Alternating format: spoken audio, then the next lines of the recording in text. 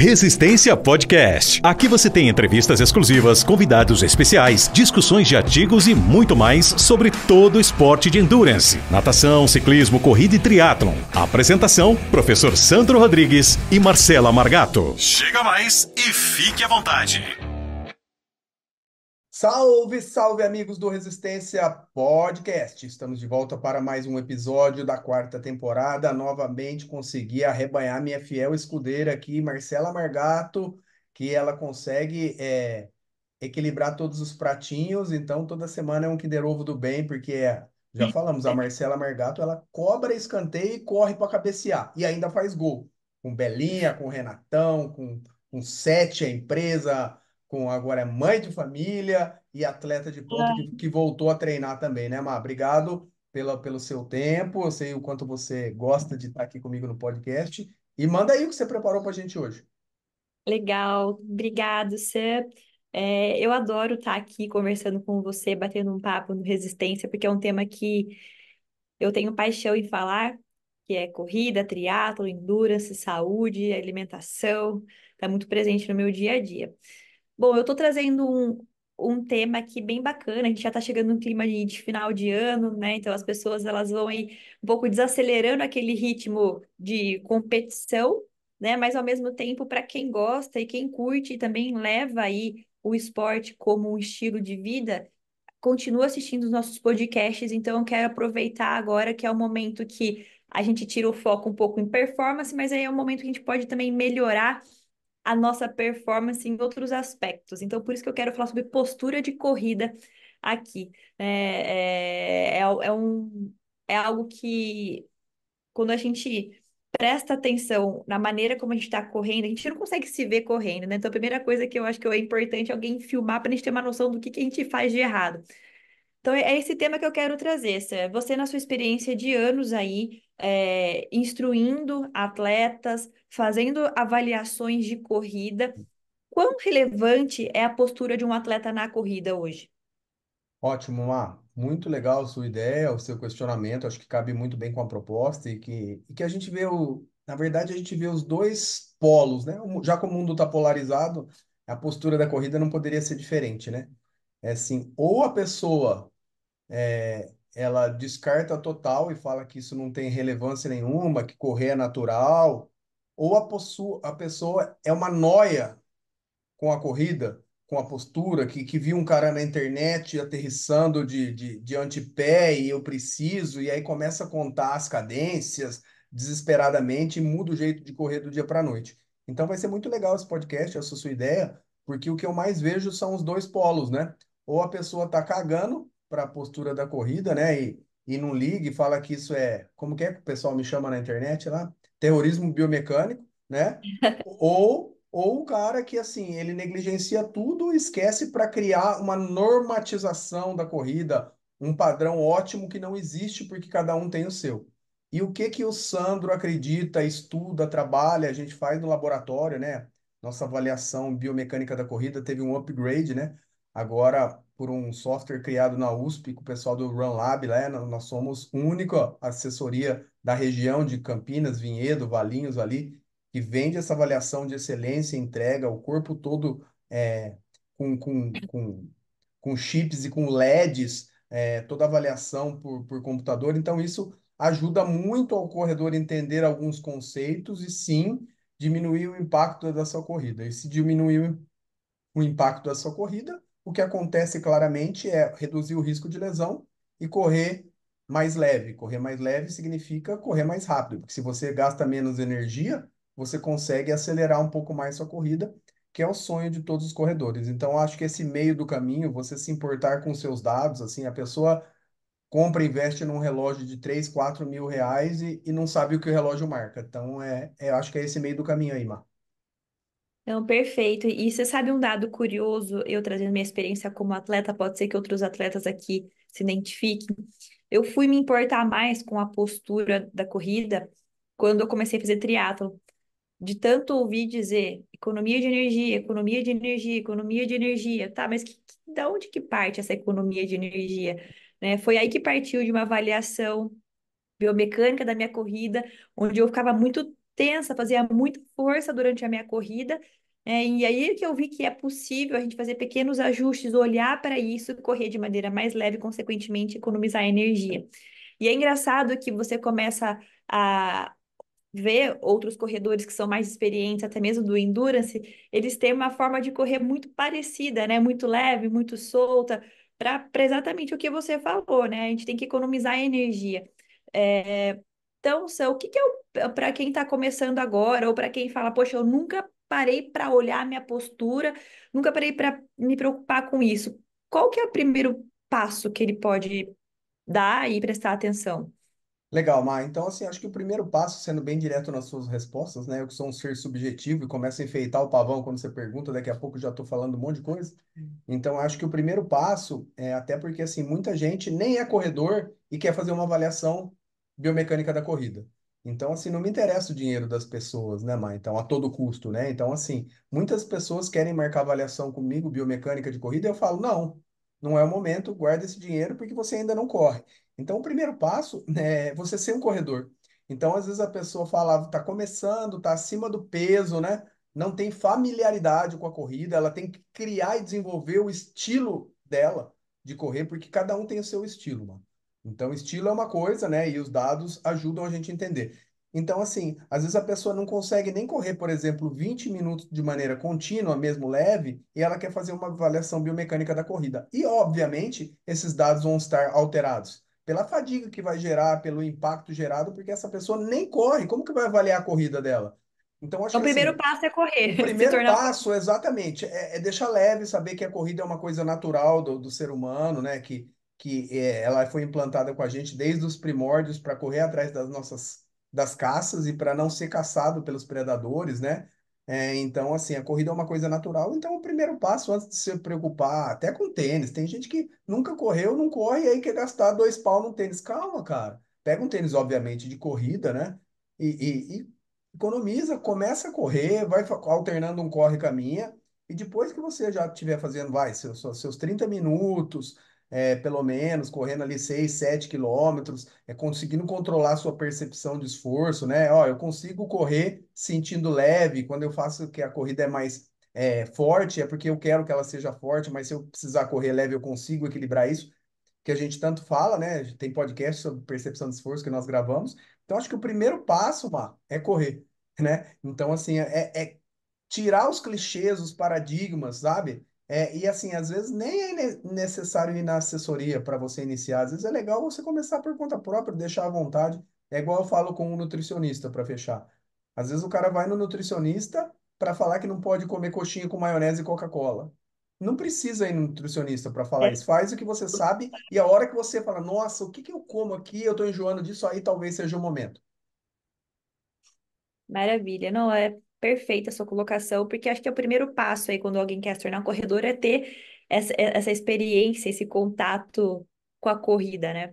E eu acho que também outro ponto, quando você começa a prolongar esse contato e pegar gosto, sinais aparecem se sua corrida não tá certa. Dor no quadril, dor no joelho, né? Um desconforto às vezes na postura, enfim. Fez essa primeira experiência e um segundo passo para uma evolução na nossa postura. Como que a gente pode observar isso? Aí é legal, aí é legal você entender, né, toda a ciência que tem por trás. Então, há tantos cientistas, há tantos pesquisadores, né? Então, assim, poxa, a gente tem, eu dou aula em 2 pós-graduações, em 3, né? Falando sobre o que você chamou de postura, né? Mas falando sobre mecânica ou biomecânica de corrida, que eu acho que é sinônimo, né? Estou Então, usando um pouco esse termo isso. para a galera amadora que está nos Não, ouvindo aqui, e tá? não deixa de ser verdade, é postura, né? Então, assim, então aí sim, a pessoa já corre, às vezes de ela ficar gastando energia de graça ou sentindo dores sem precisar, aí eu acho que a pessoa começa a se interessar pelos dados que o relógio transmite. Então, assim, antes de ir marcar uma avaliação, é começar, você usa tudo que você comprou da sua tecnologia, né? Então, assim, às vezes as pessoas chegam muito cruas na avaliação e eles não sabem nem o que é cadência, né? Então, cadência é o número de passos por minuto e é uma das métricas, o variável mais importante. Então, lógico que a gente pega pela mão e explica, mas quando chega um corredor que ele entende tudo que o relógio está falando, a gente consegue discutir os dados, então a avaliação fica muito mais assertiva e precisa, né? Então é a mesma coisa que você ir para uma prova sem estudar, né? Quantas vezes a gente fez isso? E quando a gente vai para uma prova, para um exame, para uma qualificação, estudado. Então, assim, o próximo passo é começar. Se você se interessa, quer se interessar pela biomecânica ou pela postura, começa a se entender sobre. A gente começa a pinchar muito as redes sociais, a internet, mas tem muita coisa boa, né, cara? Tem pessoas profissionais sérios, você tem acesso a podcasts bons como o nosso, artigos relevantes. Então, assim, pô, primeiro passo, pô, eu tenho um relógio, muitas pessoas têm um Garmin, um Polar, um Apple Watch desses novos aí, e o relógio marca muita coisa interessante. E o próprio software, por exemplo, essa Garmin, você entra lá, tem uma explicação de duas, três linhas. Cadência é o número de passos por minutos, uma média dos corredores que correm no Garmin no mundo inteiro, significa que isso não é lei, mas se você lê isso, uma média dos corredores que mais correm assim tem menos impacto, então começa a ler sobre a cadência, sobre a amplitude do passo, sobre o tempo de contato com o solo. Muitas vezes as pessoas têm um relógio que marca quantos milissegundos o pé da pessoa fica em contato com o solo e ela nem sabe o que é isso. Então, acho que, já te falando o próximo passo, antes da avaliação, e o próximo é a avaliação biomecânica, é começar a respirar um pouquinho o universo, o contexto Show. técnico, assim, começa a entender, mesmo que seja grosseira, ninguém está falando para ler artigo científico, isso é a nossa parte. Mas começa, o que que é isso que o meu relógio marca? Né? Então as pessoas nem sabem. Não, perfeito. E faz todo sentido, porque você também entendendo essas métricas básicas que o relógio marca, você também se autoconhece, né? Para controlar um pouco isso, para frequência cardíaca numa corrida, para você ter uma experiência mais agradável numa corrida, saber assim, poxa, numa corrida de 10 quilômetros, eu já corro 10 quilômetros, já entendi as métricas básicas do meu relógio, quanto que eu posso me esforçar, quanto que eu aguento, né? Então, acho que isso também vai te dando essa experiência, essa bagagem para você ter melhores resultados sozinho, sem ter necessidade de ter uma assessoria, ou enfim. E como que eu chego lá? Beleza, eu estou entendendo aqui essas métricas básicas, mas ainda sinto que eu não tô correndo certo, eu tô tendo dores no joelho, dores no tornozelo, tô fazendo muita força. Como que eu reconheço que eu tô tendo muito esforço para a corrida? Perfeito, Mar. Então, assim, ó, é assim, se você já deu a letra aí, né? Então, se você tem algum indício de dor recorrente ou de não melhora da sua performance, né, da parte física, você vê que no começo você começa a evoluir tanto, parece que a cada treino seu condicionamento físico melhora, sua condição física melhora e de repente você dá uma estagnada, né? Então, mesmo que você tenha uma boa corrida, com alguns insights de aspectos biomecânicos, né? Você consegue já mudar e dar outro passinho para melhorar a sua performance. Porque tem aquele lema que a gente sempre fala, né? Quanto mais treinado, menos treinável. Então, quanto menos treinado, mais treinável. Ou seja, a pessoa que não faz nada, qualquer coisa melhora. A É, pessoa que já faz, precisa se ater aos detalhes. E já respondendo o que você perguntou, eu acho que a primeira ideia e o conceito, a métrica central é a cadência, né? Então, saber que cadência é o número de passos por minutos, que mesmo uma pessoa que não tem relógio, ela pode contar a cadência como conta a frequência cardíaca, quando a gente põe a mão na jugular aqui, na artéria radial, e conta quantas vezes o seu coraçãozinho bate na aula de spinning em 15 segundos, para multiplicar por 4, se contou em 15, para saber BPM, batimento por minuto do coração. E a cadência é ppm, é passos por minuto. Então você pode, por exemplo, contar em 15 ou 20 segundos quantas vezes o seu pé direito tocou o solo.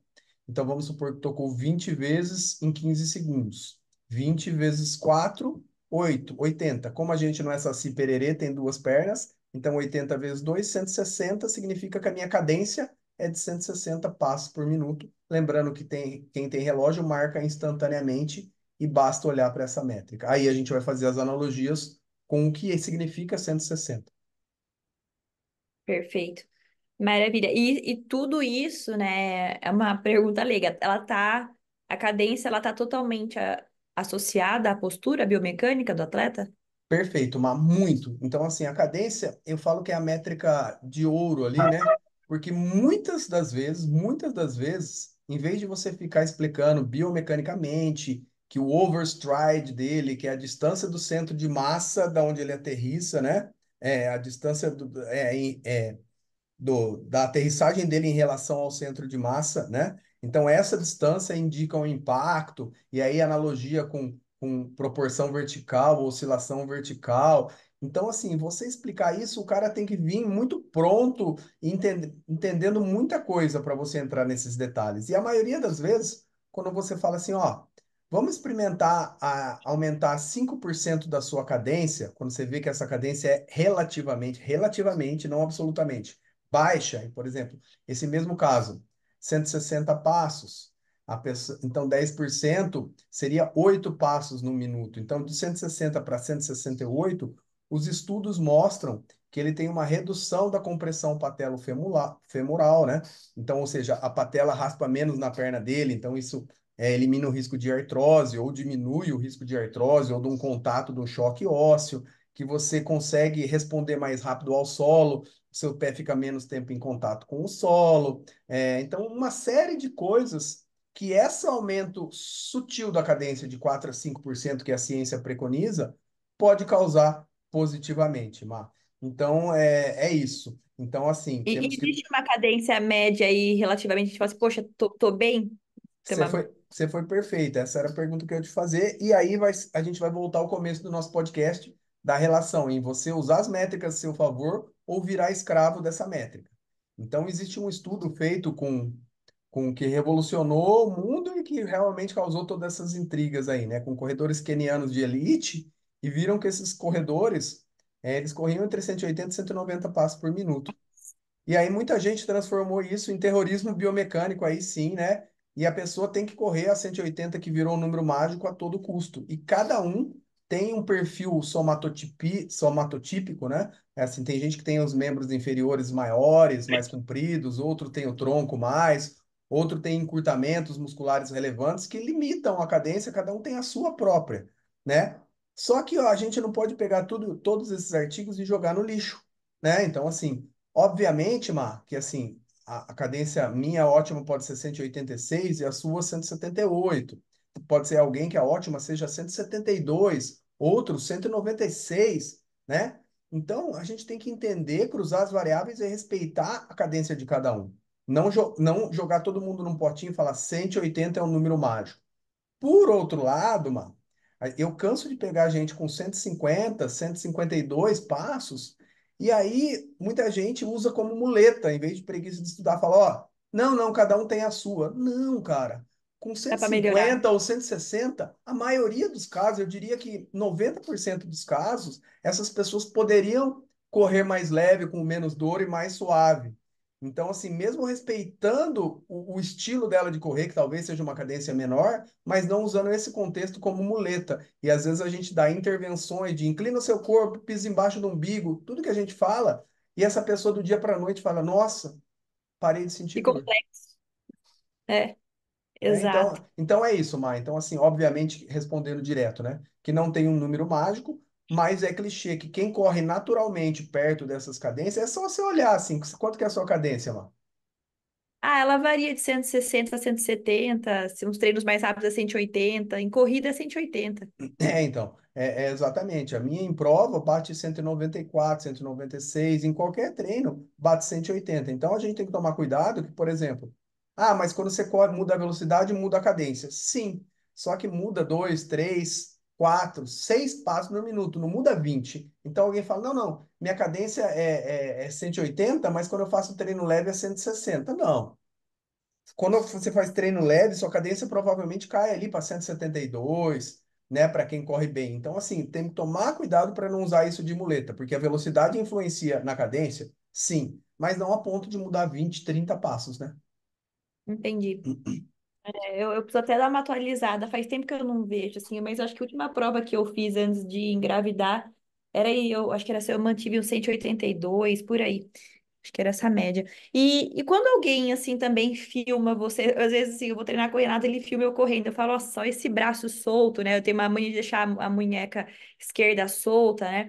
Eu tenho até uma pessoa uma vez falou assim, ó, imagina que você está correndo segurando um ovo de galinha cru na mão, para você também não fazer. Você que está acompanhando esse episódio e quer se aprofundar mais no assunto, temos uma oportunidade imperdível para você. Curso Corrida de Rua, Ciência, Treinamento e Prescrição, ministrado pelo Dr. Sandro Rodrigues e grandes profissionais da área. Ideal para você que deseja melhorar o seu conhecimento ante os aspectos fisiológicos, metodológicos e biomecânicos da corrida, bem como ao treinamento de força específico para a modalidade. Temos um desconto especial para você aqui nos comentários, bem como o link do curso. Aproveite, tá imperdível. Fazia muita força com a mão que eu chegava até às vezes me unhar, assim, sabe? Então, né, fica com a postura mais certa, o punho mais durinho, mas também sem ficar muito tensionado. Essa questão da gente ver como a gente corre também ajuda a corrigir os movimentos? Mas é assim, eu sou meio. Eu acho que assim, obviamente que tem alguns indícios que a parte de tronco e de membros superiores dão que pode levar a alguns insights, né? Eu exemplifico já. Mas assim, eu acho que tem tanta coisa legal para a gente observar e entender no passo, de se ater com as métricas. E assim, a parte de cima eu acho que cria-se muito pelo em ovo, sabe? Então o pessoal se preocupa demais com, minha mão fica mole, eu cruzo um braço. Quanto isso vai interferir em detrimento de você mudar o seu overstride, que eu falei, que é a distância que você aterrissa, toca o pé no chão em Entendi. relação ao seu centro de massa. Então, ó, em 99,8%, 0,02, eu dei alguma intervenção por causa de braço, de tronco, Entendi. né? E aí vou dar um exemplo dessas intervenções. Tem gente que cruza muito, quem está nos ouvindo, vendo no YouTube, ou agora também o nosso Spotify também tem vídeo, né, Mar? Então, assim, quem Sim. cruza muito o braço, a linha do nariz passa muito, e esse cruzamento de braço faz com que o tronco rode também. Então, isso às vezes isso chama atenção, porque ele faz um efeito de moedor de carne com a coluna, digamos assim, e pode moer, assim, entre aspas, modo grosseiro de falar, né? Ou comprimir os discos intervertebrais, né? Ainda mais para quem tem uma hérnia, mas você perde performance. Mas aí a gente tem o outro lado. Tem o cara que não gira nada, né? Que ele corre igual um robô, engessado, com o braço fica numa reta. Também é ruim. Então, assim, eu não costumo olhar muito para os braços, principalmente porque normalmente tem muita coisa para prestar atenção. Mas se é alguma coisa muito chamativa, assim, a gente troca ideia sobre. Tá. E assim, para a gente finalizar esse bate-papo, eu queria que você também explicasse um pouco desse trabalho assim tão famoso e tão eficiente que está sendo na Start Move, que é essa avaliação biomecânica. Como que funciona? O que que o aluno ele passa? Como que ele chega lá e ele sai de lá? É isso, Mar. Então, assim, a avaliação biomecânica de corrida que a gente faz no estúdio nosso em Vinhedo, nosso quartel-general, né? Então, ela, assim, é muito legal. O pessoal se surpreende positivamente, sabe? Ela fala, gente, mudou minha corrida da água para o vinho. Há, por exemplo, pessoas que têm dores crônicas e eu já tive alguns casos da pessoa sair sem dor de lá e falar, eu descobri como Maravilha. corria, né? Então, assim, mas, independente disso, que isso é a minoria dos casos, que chega a gente nesse ponto, né? Todo mundo fala, cara, que legal, quanta coisa tem na corrida, eu achei que fosse correr. Ou ao contrário, né? Vou dar um exemplo que eu acho que vai matar a sua resposta. Sua pergunta, todo mundo acha que para correr mais rápido ele tem que dar o passo maior. É verdade ou mentira? Verdade. Só que esse passo maior, todo mundo acha que é para frente. É pisar lá na frente que você aumenta o tamanho do passo. E cada vez que você pisa na frente, você está brecando a sua corrida, né? Então, assim, a sua passada ela tem que crescer para trás e sua pisada tem que ser o mais próximo do seu nariz, do seu umbigo, do seu queixo. Então, essa distância da sua aterrissagem em relação ao seu umbigo, seu nariz, seu queixo, que a gente chama de centro de gravidade ou centro de massa grosseiramente, é o famoso overstride, que a gente dá em tempo real ali quantos centímetros está o seu overstride e se sua corrida pode ser impactuosa ou não. Se você está fazendo mais força com o lado direito ou o lado esquerdo. Então, esses dados saem na hora e você faz uma analogia e o pessoal vai associando com o dia a dia e vai falando, nossa. E para fechar também, é assim, o barulho, né? O barulho é um dos indícios de maior impacto da corrida que a ciência dá. Então, assim, igual eu falei da cadência, que às vezes você mexe na cadência e você muda tudo, você fala para uma pessoa, tenta diminuir o seu barulho. Ela arrumou toda a biomecânica da corrida ou a postura que a gente chamou, né? Então, assim, não é simplista assim, mas às vezes é mais simples do que a gente imagina. O importante é entender o contexto, falar, caraca, eu falo que assim, um software da USP com o pessoal, com o João lá, um português que a gente fez uma parceria e eu trabalho, estudo tanto isso, e às vezes é tão simples para você correr de maneira mais econômica. Mas para ser simples, você precisa entender o contexto. Então, é esse indício que eu falo que a avaliação ela é boa com os dados, mas ela é muito mais conceitual. Independente de ter tecnologia ou não, quando a pessoa entende o que devia ser feito, o que está fazendo, aí ela vai para o céu. Maravilha, não, perfeita a sua colocação. E para quem está nos ouvindo, como que funciona para agendar essa avaliação? Boa, Má. Então, assim, é só me procurar ou a Marcela lá. A Marcela é a Marcela Betoni, né? É a sócia do estúdio. Pode procurar no Instagram, pode procurar aqui no podcast. Fica em Marcar uma, Vinhedo. marcar uma visita lá em Vinhedo. Muita gente vem de São Paulo, do interior todo para fazer. Lembrando que às vezes o pessoal faz avaliação funcional concomitante. Então, eu tenho o Marcos Vinícius, que é o nosso fisioterapeuta esportivo, um osteopata de mão cheia, que cuida de todo mundo. E muita gente associa essa avaliação biomecânica com a avaliação funcional, que vê a mobilidade, a flexibilidade, a resistência, a força, se tem déficit de força de um lado para o outro, pela altura do salto, o Marcos Vinícius consegue identificar se a pessoa precisa de mais força ou mais potência no treino de força. E lembrando que lá ainda tem aula específica de natação para águas abertas e triatlon, tem os rolos e a esteira para avaliação fisiológica também, teste de esforço, tem o treinamento de força, tem de tudo lá. E mesmo que for só para tomar um café e conhecer o estúdio, é meu convidado. Maravilha, Sam, muito obrigada. Acho que foi um bate-papo muito assim enriquecedor. E aproveitar agora também que está chegando nesse final de ano, a gente prestar atenção, né, na forma onde está correndo, trazer essas dicas, né, do corpo inclinado, então a gente aumentar a passada, mas sempre tendo aí o foco no umbigo, isso mudou a minha corrida também, né, e eu vejo pela minha pisada, sabe, uma dica que eu dou também é onde está gastando aí a sola do tênis, você está correndo freando ou você está correndo propulsão, né, quando você Empurra o chão corre. para trás para ir para frente. Exato, né, então acho que são dicas que a gente pode trazer. A Belinha chamando, tá escutando ou não? Não, mas eu tô vendo que você começou a ficar inquieta nos 5 minutos Eu olhei pra finais. esse chorinho da fome já. Manda um beijo para essa fofa aí e venha no estúdio, traz ela, o Renato, vem Com você. A gente certeza. faz todos, refaz essas avaliações em você e eu mato a saudade enorme que eu tô de você, querido. Eu também, Sam, muito obrigado, viu? Valeu, Valeu. Mazinha. Tamo junto. O Resistência Podcast tem o apoio de Emana, é ciência e performance ligados pelo fio que você veste. Instituto Valorize, excelência em pós-graduação. Avion Sports, vestindo triatletas, corredores e ciclistas. Flash Bike, ajudando você a pedalar melhor sempre. Café da Preta, o seu café especial de verdade. Resistência Podcast.